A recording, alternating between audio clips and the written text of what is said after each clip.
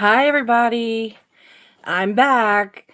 Vetta just went home. Her sister Jovi was here too. So they just went home. They were here visiting grandma and brought little Mavis, the little dog, over. Oh, that dog. She loves me. I love her too. I'd take her if they'd let me have her. Oh, I feel like I'm trying to get my clothes all straight here for some reason. I don't know.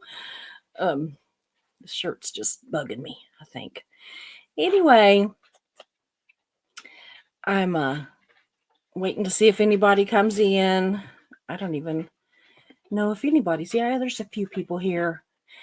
So, did you all get to see the video with Veta where she did her little Timu haul and then answered those questions? I thought they were so cute.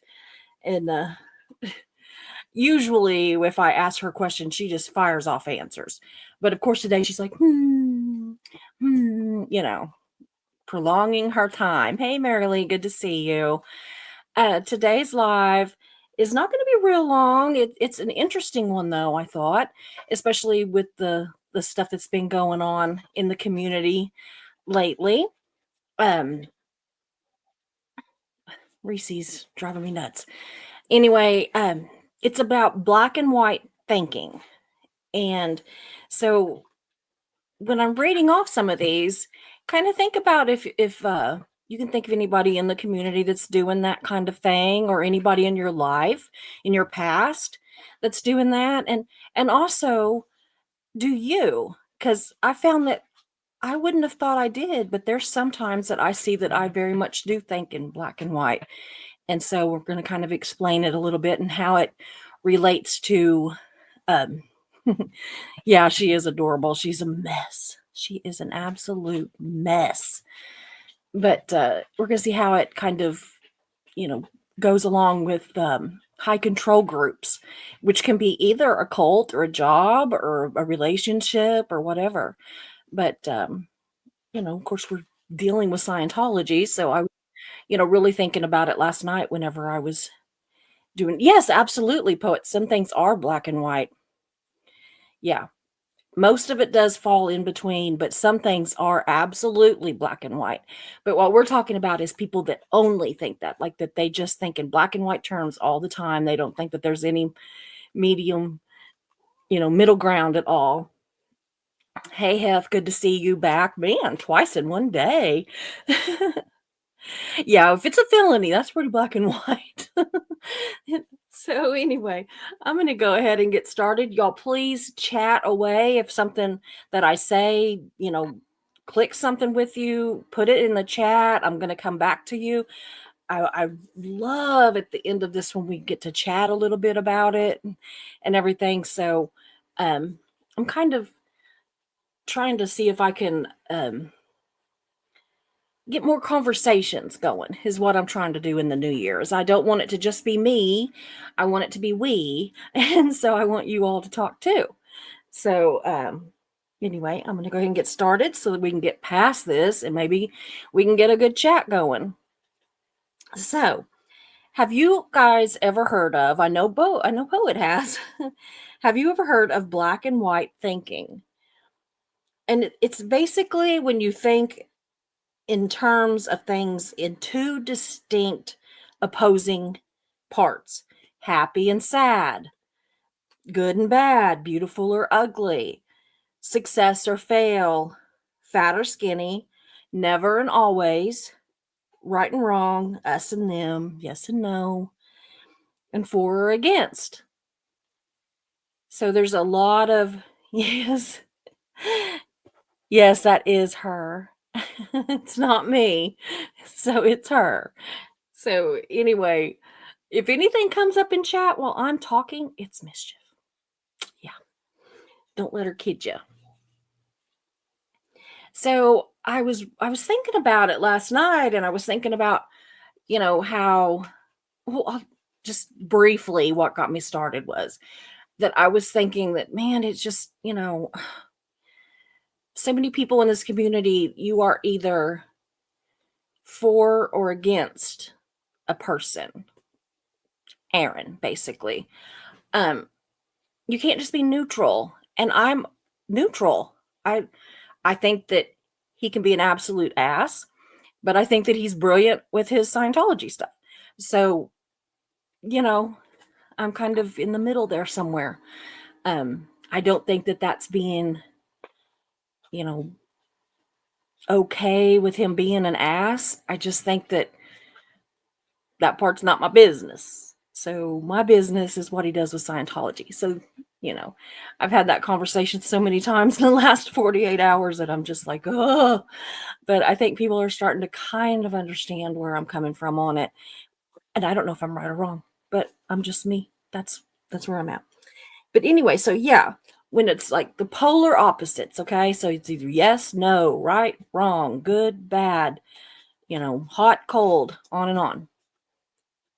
So apparently, from all the studying that I was doing last night and today, this can be a learned behavior, either by example, such as a child following the example of a parent that does that, or it can also be taught as a means of control. So, in a high control situation, whether it be a cult or a relationship or a job, a lot of employers, it's very black and white. It's either you do this or you don't. You do this, you get fired. I mean, there's no there's no middle ground. You do this and then, you know, or you don't or whatever. It's just like I don't know. Yeah, we also don't know the whole story there. Very good, Neff. Absolutely. I have got a tag on this shirt that I've got on. It is itching my back, and I'm gonna have to find it and get rid of it. So anyway, but it really does. People can I just spit everywhere. Sorry. People can really try to control how we process information by doing that, by doing the black and white thinking and the black and white speak and all that. So it's very useful in high control situations, such as abusive relationships, rigid work relationships, and absolutely in cults. In a cult, think about how many times it's the cult leader's way. I mean, like L. Ron Hubbard, they can't even change with the times at all. They have to stick with what he wrote. So it's that or nothing, right? So that's what I'm kind of talking about where it comes in with cults. Okay. If a situation takes away or limits your ability to think or act other than a specific learned way, it will lead almost always to black and white thinking. Cult leaders rely on followers adhering to their word. So it's natural. It's absolutely natural that they would be very much into the black and white thinking on any situation. And that's how they want you to think. So that they don't give you the chance to form any other opinions or any alternate opinions. It's basically, you know, their way or the highway. Normal, healthy life, y'all, is a series of negotiations. We have to learn that even as children. And not everything is black and white. There's a whole great big gray area out there. And as Brian mentioned in the chat already, there are some things that are absolutely black and white. Child abuse, absolutely black and white wrong. I mean, there's never going to be it's never ever going to be okay. So those are one of the situations. There's a lot. Black and white thinking is rigid. It's demanding, actually, but it's rigid. It leaves no room for gray, much less maybe a pop of red, right? Rigid thinkers aren't adaptable. They believe everything has to be done in a certain way and only that way. And let's just be honest. Most of the time, a black and white thinker that thinks that everything has to be done a certain way, it's their way, right? They don't care. They're not saying, oh, well, everybody's got to do it Marilee's way. No, they don't say that. It's their way. Pretty much, right? Yes, that was my ex-husband. My way or the highway. Eventually, you took the highway. Me too. Absolutely. So, negotiating life requires seeing another person's point of view, seeing the possibilities, even if it's not somebody else's point of view, it's just the possibilities. You don't have to agree with another person's point of view. You don't have to adhere to the possibilities, but you have to be able to see that they are there and respect people for having their perspective on things.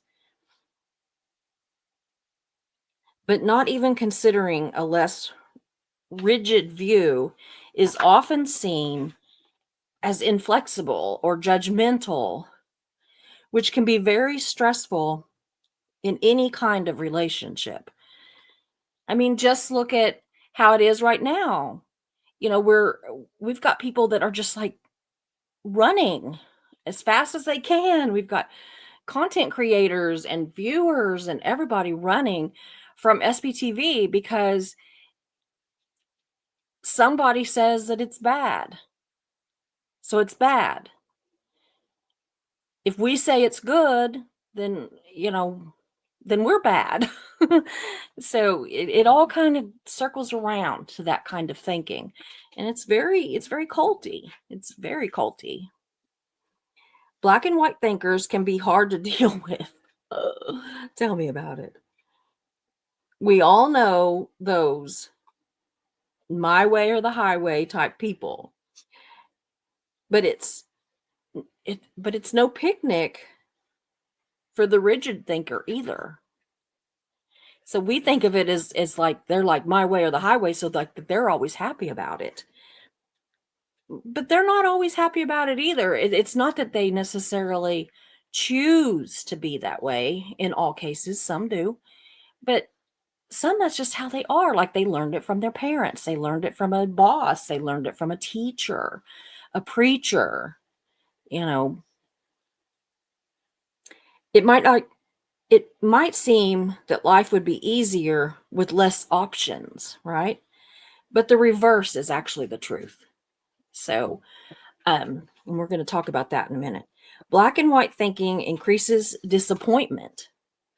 I can understand how that would be. If if you if you only have the two choices in life for every situation, it is, it just seems like it would be disappointing, frustrating, cause anger, anxiety. And let's just face it, nobody can be good all the time or do everything perfect, right? Not all the time. Anxious people falsely believe less options equates more control. Instead, with black and white thinking, y'all, thoughts are distorted through a lens that make the person actually become more anxious. So, they think it's going to make it easier. It's this is just how it is. You're either good or you're bad. It's either black or it's white. It's either, go or stop. I mean, you can think of all the different opposites of each other and think about how controlling that would feel in a day's time if you didn't have options for those kind of things, how you thought about things. If good or bad are the only options, it forces people to try to be perfect. And if you use that logic, if I make a mistake, right, I'm not good. So the only option left is bad. If I'm not a success at something, it means I'm a failure at it. That would be pretty hard to handle, I think, in a day-to-day basis. You know, I don't know. It's just it's funny how the mind will play those tricks on you though. It'll make you think, well, this is easier. This is just how it is, because there are those that purposely only have black and white, and there are those that they don't even know they're doing it. They don't understand that they are stressing themselves out. So, how do we stop black and white thinking? According to a lot of experts, because I did a lot of reading, which, I'm clearly not an expert. I'm just reporting what I have read, condensing it down, y'all. As with many issues, the first step to ending your black and white thinking is to acknowledge that you have a problem. Just like an alcoholic, just like, somebody that cheats on their spouse, just like somebody that beats their spouse. You have to actually acknowledge, I'm doing this. I've done this and I need to fix it. This can be extremely hard if black and white thinking was drilled into you by an abusive or controlling person or group. Can you imagine? I mean, really. And a therapist would be an invaluable asset as you relearn how to go about thinking with a more colorful lens. It's not something that you can just do if it's ingrained into you. You're not just going to do it overnight. You're not just going to go, well, from now on, I'm going to just not be so black and white about things. That's not going to work for the average person that's had it really, truly ingrained in their behavior. But there are some things that we can do that will help us to be not so rigid, right, in our thinking.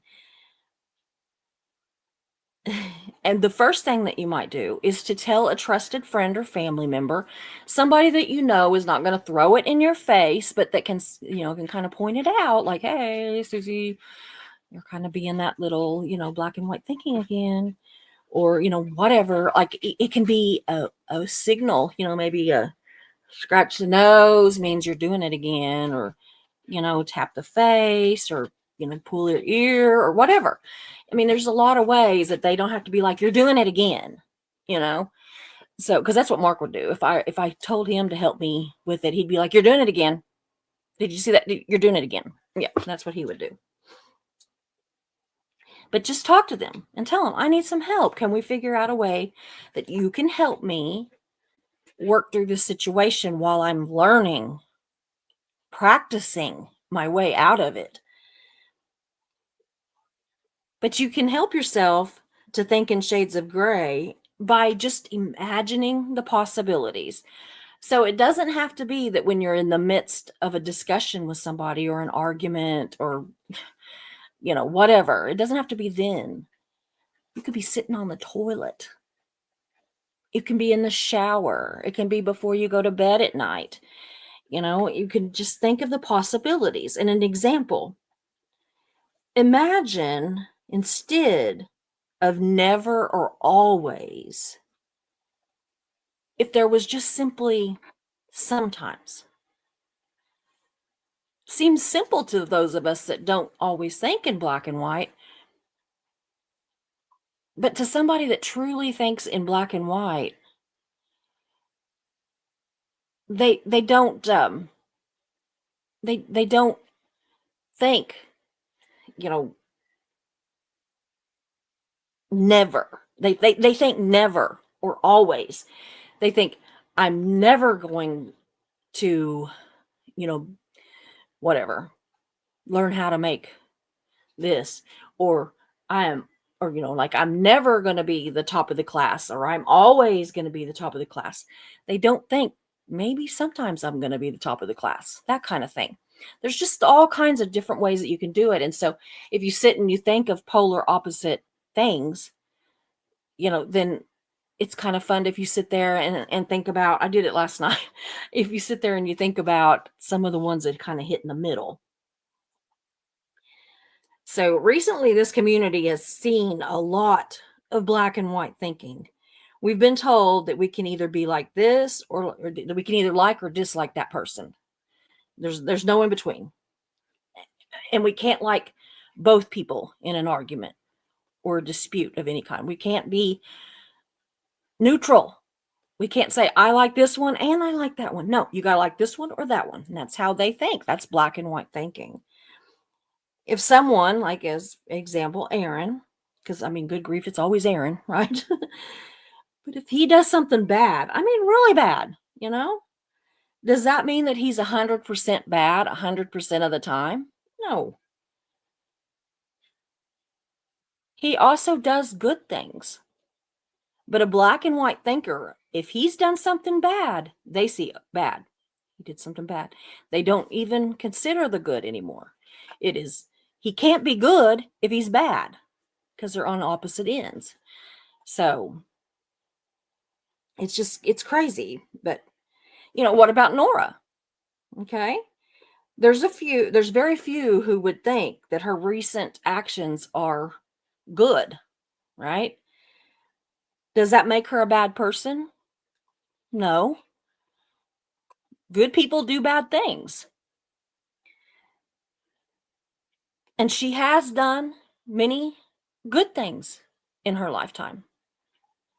So, is she good? Sometimes. Is she bad? Sometimes. you know, it doesn't even have to be 70% of the time she's this, 30% of the time she's that. No, I'm just saying that they don't even see that there's a middle ground.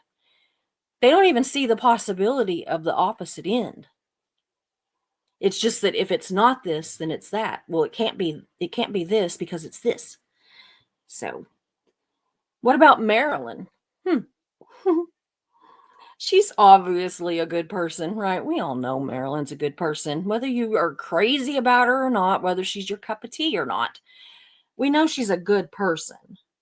But even she has admitted to doing some bad things in her life. So how can that be? If I'm a black and white thinker, she's either good and could not possibly ever do anything bad in her life, or she's bad and could not possibly do anything good in her life. Again, good people do bad things and bad people do good things. It's just weird. It's that sometimes, occasionally, part of the time, whatever you want to, say. I mean, there will obviously be people in situations that are absolutely black and white. People that are absolutely bad 100% of the time. I can't think of one good thing that Charles Manson ever did. I really can't. L. Ron Hubbard, Tom Cruise. Y'all know how I feel about little Tommy Cruise. I mean, there may be that rare person, right, who never does anything wrong. And I'm not talking about me. I fuck up all the time. A lot. But let's take, Liz Gale. Liz Gale is practically perfect in every way. She's like Mary Poppins, but a different way, but practically perfect, right? And notice I said practically. I'm sure even Liz has done messed up at some point in her life. I haven't seen it, but I'm sure she would probably pinpoint something that she thinks she's done that's not right. I think she's adorable and sweet and kind and tries to give everybody the benefit of the doubt and tries to see both sides of things because she's not black and white thinking, right? Not all the time, anyway. Sometimes I've seen that she is a little bit, but yeah. So Dr. Jeremy Shapiro says to look at finding alternatives to black and white thinking, kind of like Goldilocks. Remember with the three bears, with Goldilocks and the three bears, the beds weren't perfect, but they also weren't awful. I keep thinking I hear a dog. Some were too hard, some were too soft, but some were just right. That's a middle ground, right? Too hard, too soft, just right. So it's not always good and bad. It can be, bad, and then in the middle one it's good in the middle. There's just all kinds of different ways to look at things, but right, black and white thinkers don't see the middle ground. Qualities between hot and cold, hard and soft are pleasant, satisfying, okay, and let's not forget, just right. So, There's all kinds of ways to be in the middle of just about anything. As far back, y'all, as ancient times, philosophers and religious leaders trying or living in separate cultures with absolutely no knowledge of each other developed the idea that optimal human functioning and interaction, that was a quote I was writing down, requires a moderate balance between opposite extremes. Hot and cold becomes warm, cool, or mild. It doesn't mean that the opposite extremes don't exist. They absolutely exist in just about every situation, but they're not the only options that exist. In ancient Greece, Aristotle coined the term golden mean to summarize this idea. In India, Buddha used the term middle way. And in China, Confucius said, Confucius says, doctrine of the mean. Now, remember, that was a long time ago. I don't think really any of those other than middle way, but the other two were kind of like, what? But I guess it made sense to them back in the day. But I mean, seriously, y'all, if Aristotle, Boodle, if Aristotle, Buddha, and Confucius said it, it must be true. And to top it off, I found it on the internet, so we all know it's true, right? Absolutely. It just must be true.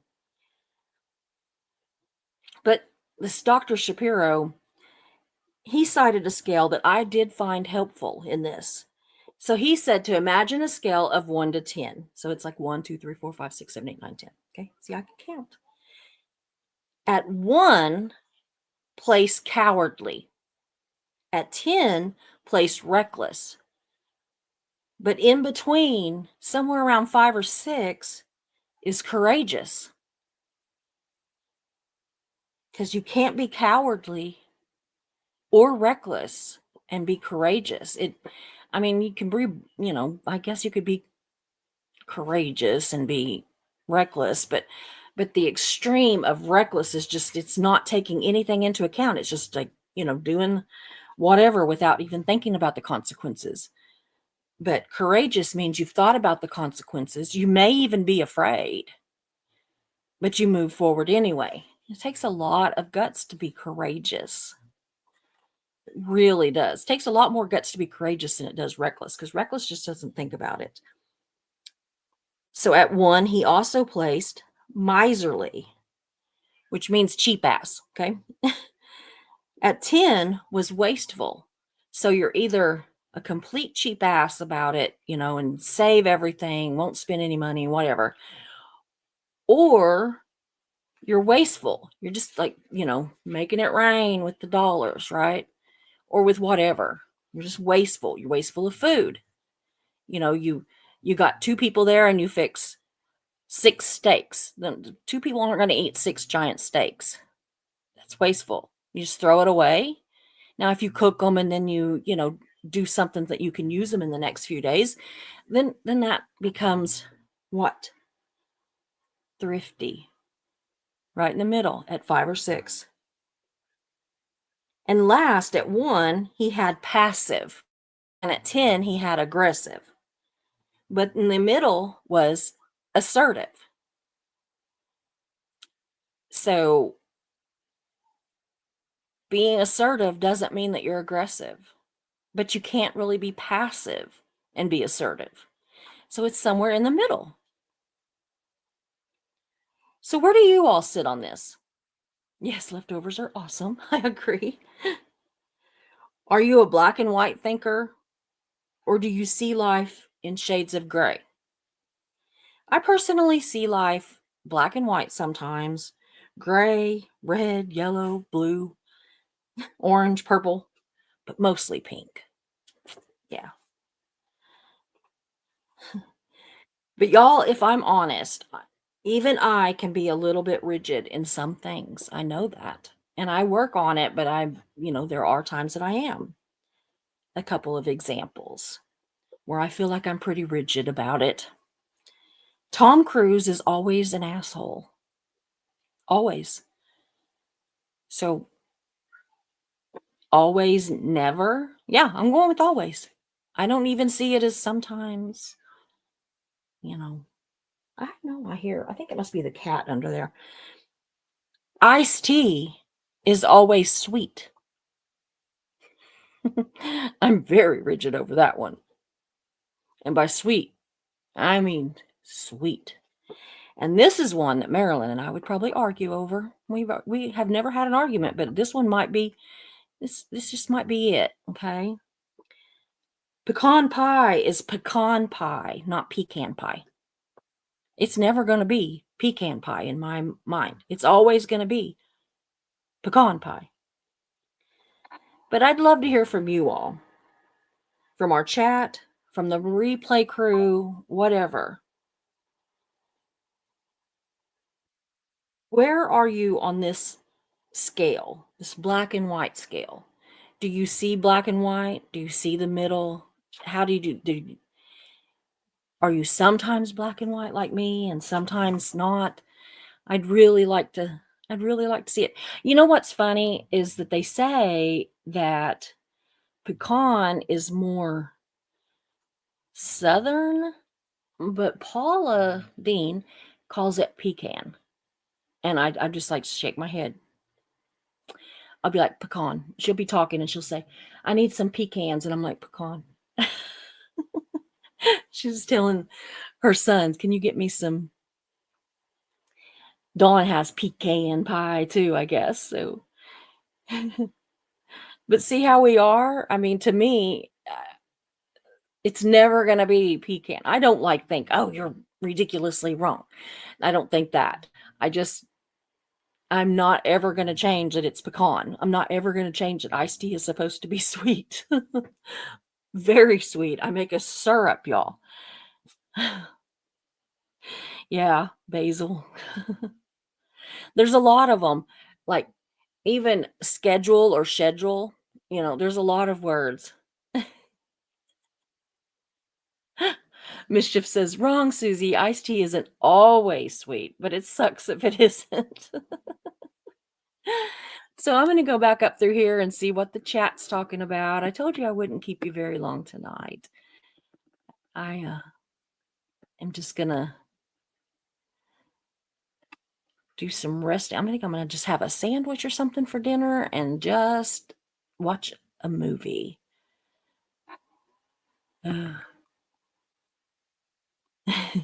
Janet from Another Planet, is so good to see you. I love seeing you in the chat. And Hef, Mischief Manage. Who can keep up with Mischief? Because she is back and forth between being me and being her. I think she gets booted out of one, or if she doesn't see anything that she needs to do in the back office, then she comes out to play in her own name. So, yeah, there's all kinds of black and of gray, and it is sometimes black and white, I think, with certain things. But I think it's rare. More rare than what people. Very rigid beliefs make you that way. Yep. Yeah, some people are just unpleasant. Absolutely, Brian. Absolutely. And merely it is. It's very hard to unlearn that kind of thinking, and especially like if you think about like our second and third gens. And I'm not saying that they're all like that. I'm just saying let's use them as an example. They're the perfect example of somebody that's been in a controlling situation and had how they thought about things controlled. So if they were born into it or even got into it when they were a year, 2 years, 3 years, whatever, that's basically they've been born into it basically. Imagine if that's all you know, right? It would be hard. Or if your parents are that way. I mean, my dad used to be really bad about just black and white about things. But he's gotten better over the years. He's changed a lot. So sometimes now my mom was always much more like open to other ideas and stuff than my dad was. But since she's passed away, sometimes I swear I can almost hear her voice coming out of his mouth. He's changed how he feels about things, and he kind of sounds a lot more like my mom now. And and on some things I love it. So it just, makes it good.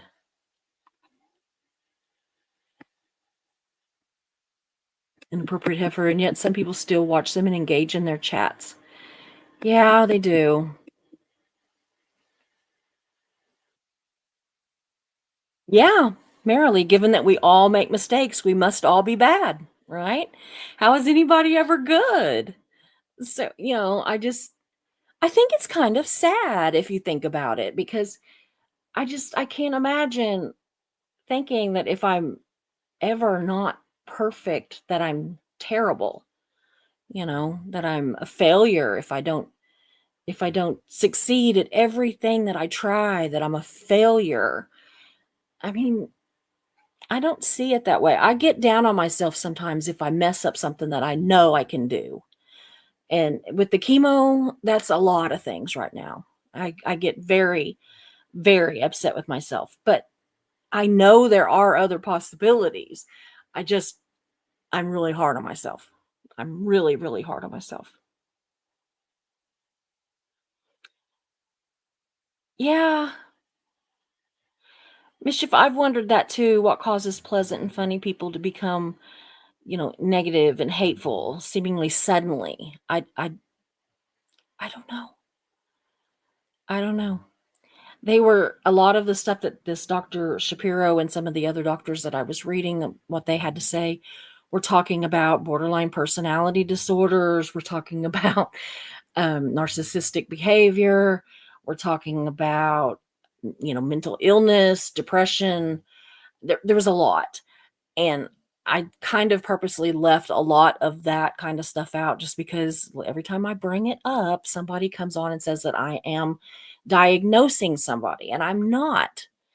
I am telling what the doctors say is possible causes of things or results of things.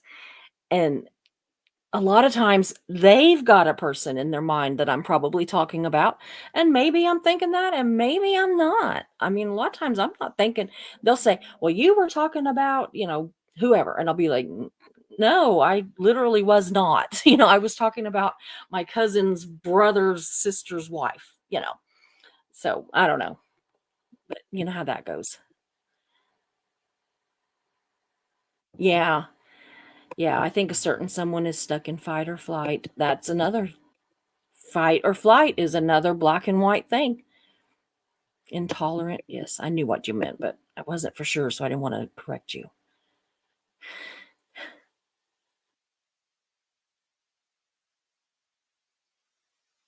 Joel's here too, and yes, he does get a pass for being just a wee bit tardy.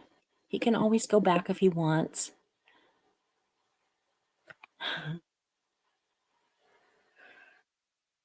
Janet, if you're talking about who I think you are, it's my like, fight or fight.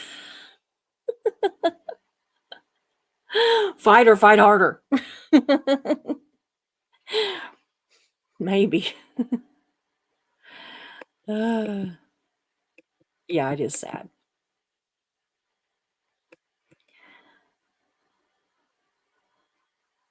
Yeah, Janet, I agree. I wish I was a friend and could talk some sense into this person too. Yeah, never and always are dangerous words, aren't they though? Oh, hey, Doug, good to see you. We got to stop meeting like this. I don't know. Kind of liking it. Yeah, people want to pick sides. Yeah, Marilee, I understand. You don't have to watch him. I don't watch him every time. I watch him if it's something that I think I want to know. If it's something that I'm just like, tired of hearing about or whatever, I don't watch. Or if if he's got I mean, it doesn't happen very often, but if he's got somebody on there that I just don't wanna listen to him or something, then I don't, but if he's got some kind of, absolute news, then yeah, I do. Or sometimes I'll watch for a few minutes, and then if it's like,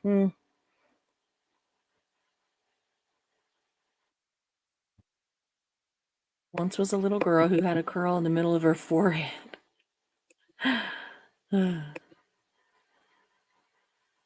Yeah, I agree, Doug.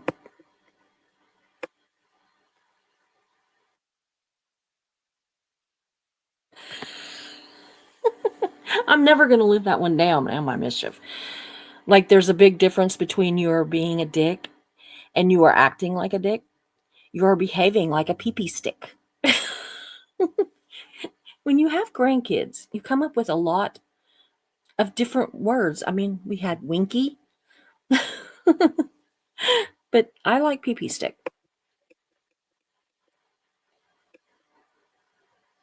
Yeah, I do too, Evie. I believe that it can sometimes be in a result of growing up in a chaotic environment, and I can see that, honestly. If everything is just like sometimes I think it would be easier to say, "Okay, it's either gonna be this or this," you know?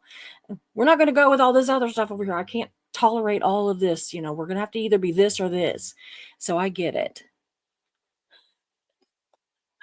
Doug got his pee-pee stick stuck in his zipper. Yeah, too much information.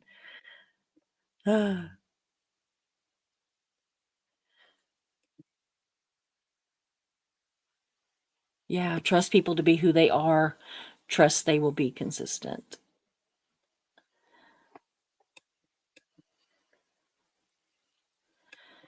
Yeah. You can lead a horse to water. You can. You can't make them drink it. But you can lead them there.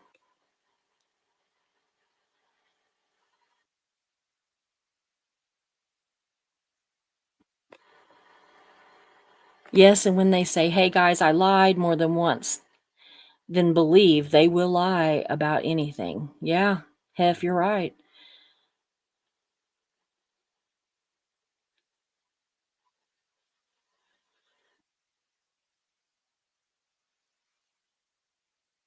Yeah, I don't blame it all on being in a cult either, Doug. I really don't. Sometimes people are just who they are. Yep. It doesn't absolve an adult from responsibility.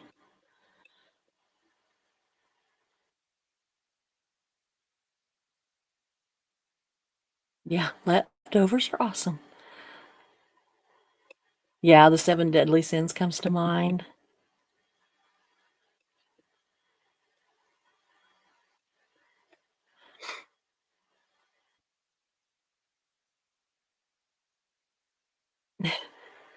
Mischief manages green.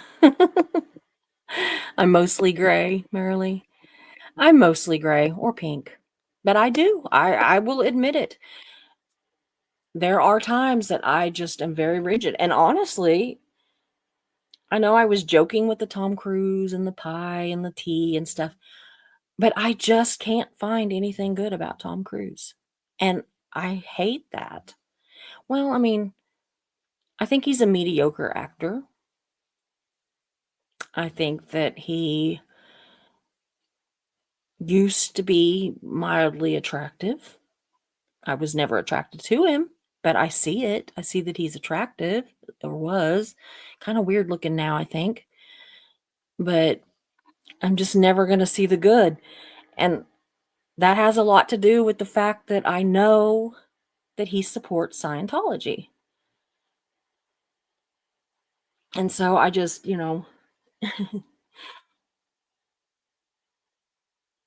largemouth bass or largemouth bass, I can't even talk, are green. That's true, Doug. Janet says it's pecan. Nope. Marilee says it's pecan. Brian says that I'm right. So, end of discussion. Pecan pie says Dawn gloves. It's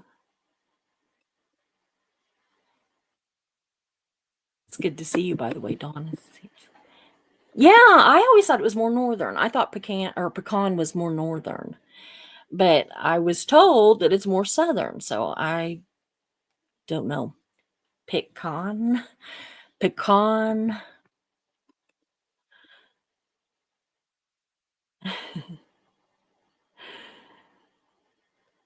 Dawn Gloves is allergic to tree nuts. That would suck. I love tree nuts. Almonds, yeah.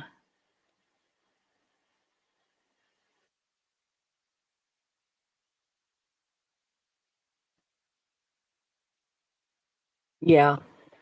Yeah. Yeah, there is. There's a difference between murder and manslaughter and self-defense. That's the gray area.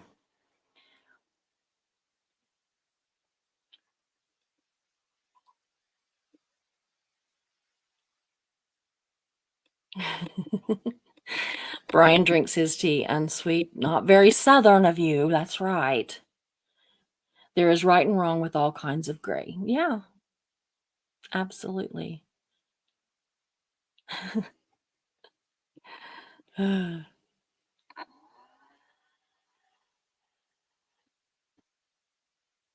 As a child of abuse, it was really hard to break the mold, but therapy and hard work helped. Absolutely. Absolutely. And being honest with your therapist. Because if you're not honest with the therapist, you're just wasting your time and their time.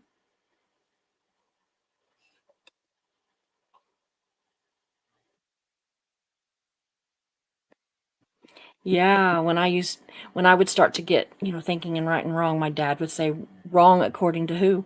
Yeah. Doug says, "Tea is supposed to be sweet. The sweeter the better." Yeah. Like I said, I make a syrup and then add it.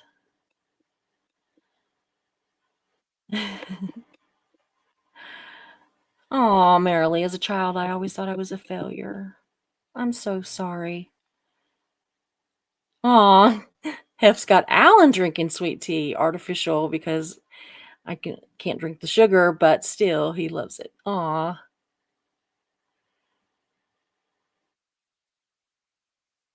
Yeah. There is bad and there is bad. I get mad and say something to someone hurtful, and that's bad. Nora gets mad and wants to destroy you, is bad. Absolutely.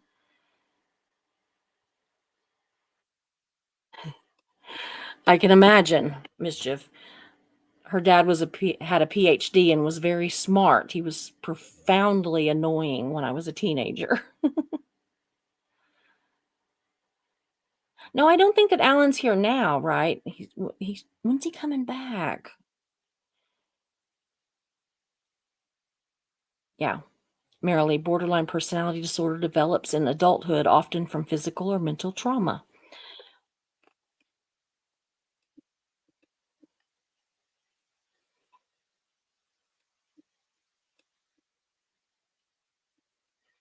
I'm going down through here trying to like see if there's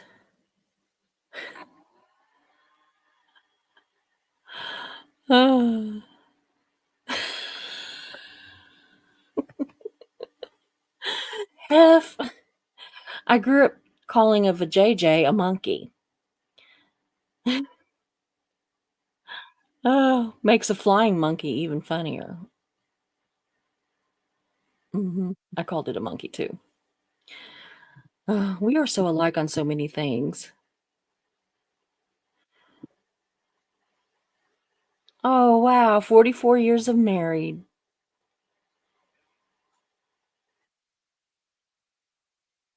Yeah.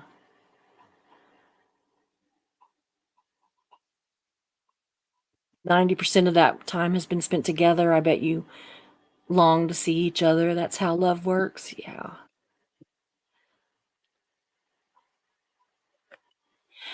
Hey, Carrie, and I agree. Ultimately, I have to believe that bad people can change, glass houses and all that. Or as someone else said, if you make me moral arbiter, you don't get to tell me when to stop. I I think that bad people can change too, unless they are just pure evil. Like, I'm not talking about Nora. I think that Nora can be a lovely person at times. I'm not even talking about Aaron. He can be lovely. But Manson, and it would take a lot for Tom Cruise to change. Yes, absolutely. Congratulations on that anniversary, Joel. That's amazing.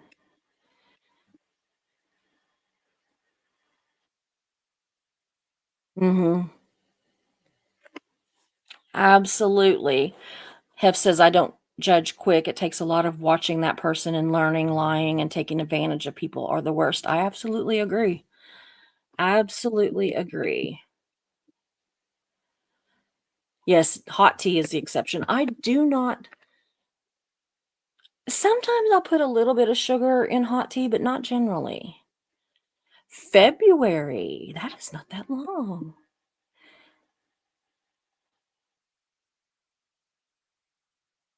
Oh, Susie, you're such a good person. I enjoy your lives, and you are so blessed with such a great granddaughter and family. I am absolutely blessed with an amazing family. So, and with an amazing bunch of subscribers and chatters to my channel. So,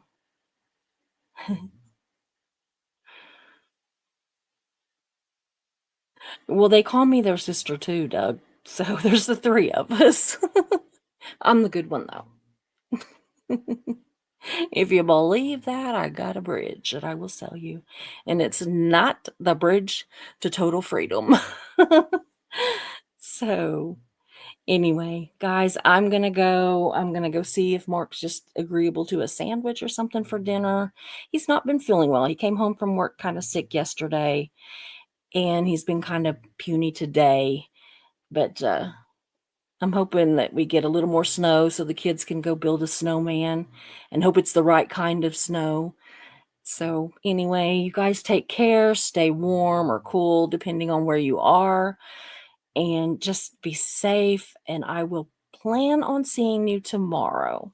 I love you guys. Have a good evening. I'm going to go.